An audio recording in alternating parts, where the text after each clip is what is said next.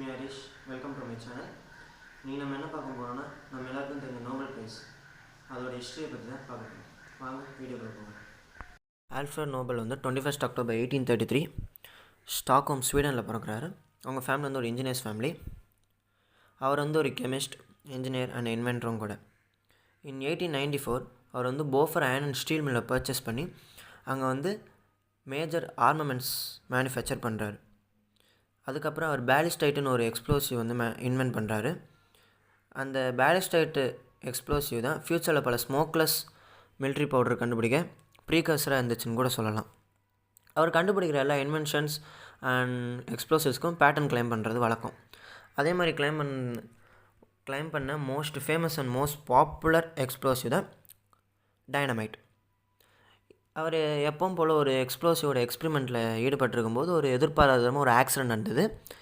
அதில் நிறைய workers இறந்துடுறாங்க. First Alfred நோபலும் அதில் இறந்துடுறான்னு எல்லாம் நினச்சிட்றாங்க. அப்புறம் ஒரு ஃப்ரெஞ்ச் நியூஸ் பேப்பரில் அவரை பற்றின ஆபிட்டர் ரிலீஸ் ஆகுது.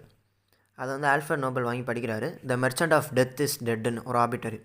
அதை படித்தோன்னே ஆல்ஃப்ரட் நோபலுக்கு ரொம்ப ஒரு டிசப்பாயின்மெண்ட் ஆயிடுச்சு.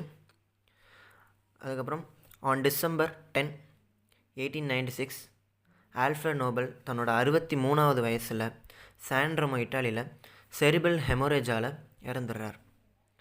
அவர் சாகிறதுக்கு முன்னாடி வரைக்கும் நிறையா வில்ஸ் எழுதி வச்சுருக்காரு. அதில் அவரோட கடைசி வில் என்னென்னா, அவரோட வெல்த்துலேருந்து 94% பீப்புளுக்கு யூஸ் ஆகிற மாதிரி இன்வென்ஷன்ஸ் யார் physics, chemistry, medicine, literature and பீஸில் இன்வென்ட் பண்ணுறாங்களோ அவங்களுக்கு ஒரு ப்ரைஸை அனௌன்ஸ் பண்ணி கொடுக்கணும்னு 94% அவரோட டோட்டல் அசட்லேருந்து. அதன்படி நோபல் ஃபவுண்டேஷன் வந்து ஒரு ப்ரைவேட் ஆர்கனைசேஷனாக 29th June 1900 ஸ்டார்ட் ஆகுது.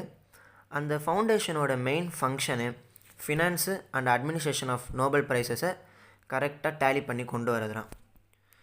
அதுபடி இப்போ வரைக்கும் சக்ஸஸ்ஃபுல்லாக நோபல் ப்ரைஸஸ் கரெக்டாக வருது அவரோட ஆசைப்படி. தேங்க்ஸ்.